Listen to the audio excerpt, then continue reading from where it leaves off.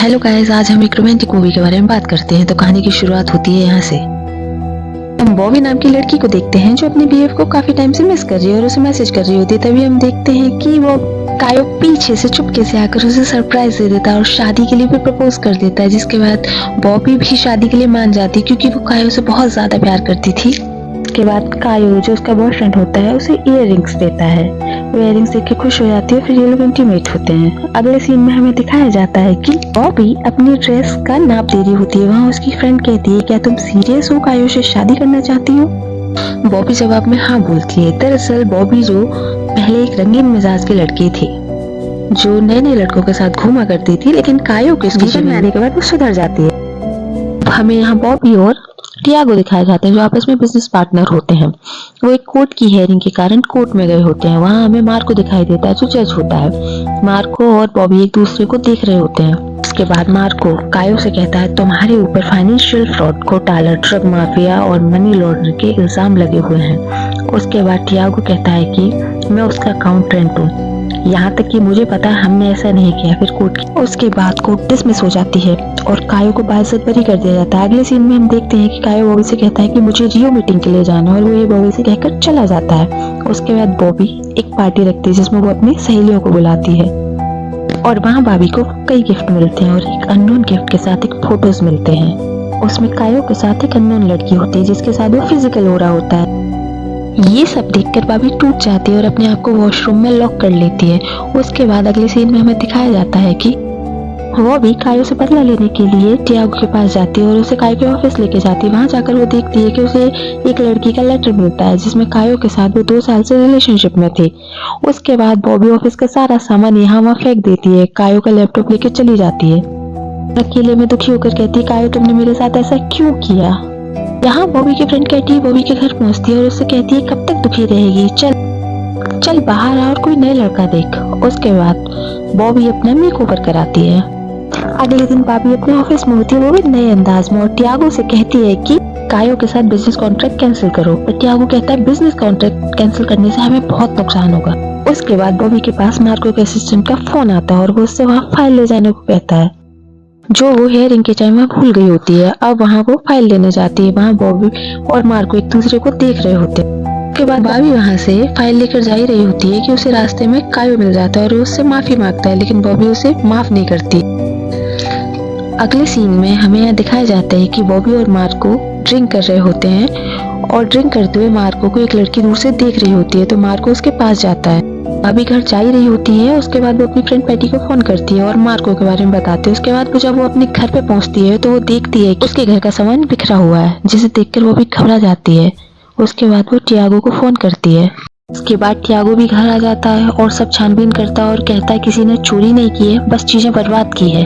उसके बाद टियागो भाभी से कहता है, अपना ध्यान रखना, मैं तुम्हारा दोस्त नहीं बल्कि तुमसे प्यार करता हूँ। पर भाभी कहती है ये सब बहुत गलत है।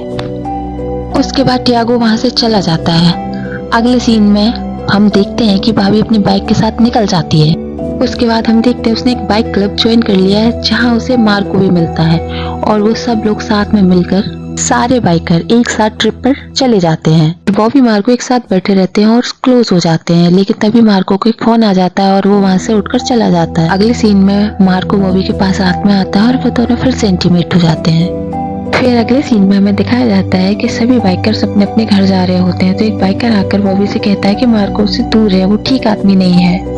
उसके बाद सभी बाइकर्स अपने अपने रास्ते निकल जाते हैं और अगले सीन में हम देखते हैं बॉबी ऑफिस में होती है और उसके पास मार्को और बॉबी का पर्सनल वीडियो आता है और उससे कहा जाता है मार्को से दूर रहने के लिए। ये सब देख के वो बहुत ज्यादा डर जाती है। ये सब बातें वो पैटी को बताती है। उसके बाद वो ये कहती है कि या तो ये कायो कर रहा है या टियागो, जो भी उससे प्यार करते हैं। पर पैटी उससे कहती है नहीं, टियागो ये सब नहीं कर सकता, वो ऐसा आदमी नहीं है।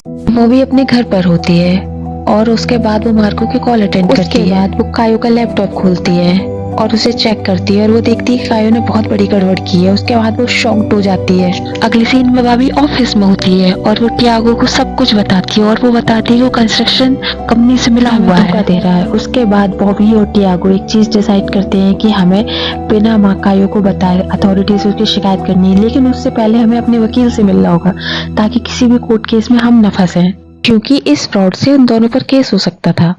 फिर वहाँ थोड़ी देर बाद पैटी आ जाती है, जिसके साथ मार्को ने बुके भेजा था और पैटी से शाम को 7 बजे मिलने के लिए कार्ड भी भेजा था। कार्ड में उसने शाम 7 बजे बॉबी को डिनर के लिए इनवाइट किया था।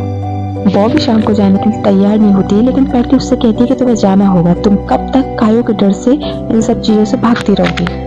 के बाद बॉबी अच्छे से तैयार हो जाती है। मार्को का आदमी बॉबी को लेने आता है। उसके बाद बॉबी मार्को के पास जाती है और वो कैंडल लाइट डिनर करते हैं। उसके बाद हम देखते हैं कि बॉबी मार्को करीब आ जाते हैं। उसके बाद बॉबी का मार्को के घर आना जाना बराबर लगा रहता है।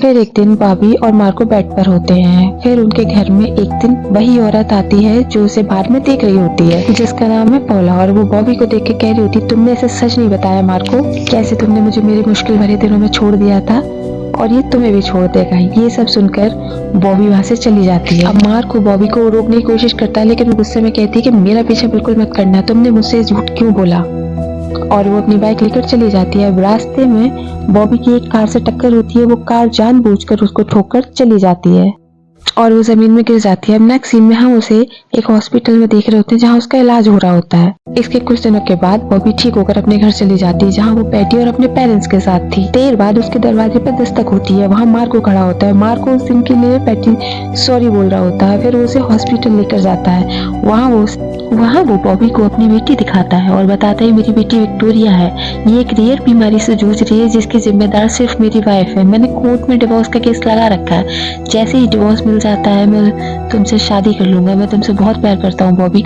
और तुम्हारे साथ नई जिंदगी बसाना चाहता हूँ। बॉबी कहती है कि अभी मैं एक बहुत सीरियस काम में फंसी हुई हूँ मार्को। अब अगले सीन में दिखाया जाता है कि मार्को उस व्यक्ति को ढूंढ रहा होता है जिसने बॉबी को टक्कर मारी है, और वो उसके दोस्तों पर भी नजर रखता है।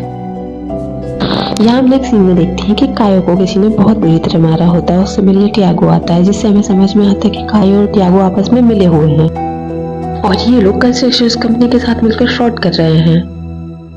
टियागो कायो से कहता है कि तुम जब बॉबी पे बहुत ज्यादा पैसे इन्वेस्ट कर रहे थे, तभी मैंने बॉबी के पास तुम्हारे वो फोटोग्राफ्स भेजकर तुम्हारी शादी तोड़ी, और वो जब मार्को के करीब आ रही थी तो मैंने उसका एक्सीडेंट करा दिया। मिलकर बॉबी को जान से मारने के लिए प्लानिंग करते हैं कि हमें उसे मार देना चाहिए ताकि हम बच सकें। नेक्स्ट सीन में हम देखते हैं कि बॉबी और टियागो एक साथ मार्को के पास कायो के जो सबूत थे वो लेके जा रहे होते हैं। उसके बाद रास्ते में ही टियागो बॉबी को गन दिखाकर उस रास्ते की जगह दूसरे रास्ते ले जाता है। तभी ऐसा होता है कि मार्को का कॉल आ जाता है और बॉबी उठाकर उसे बता देती है कि वो टियागो के साथ है।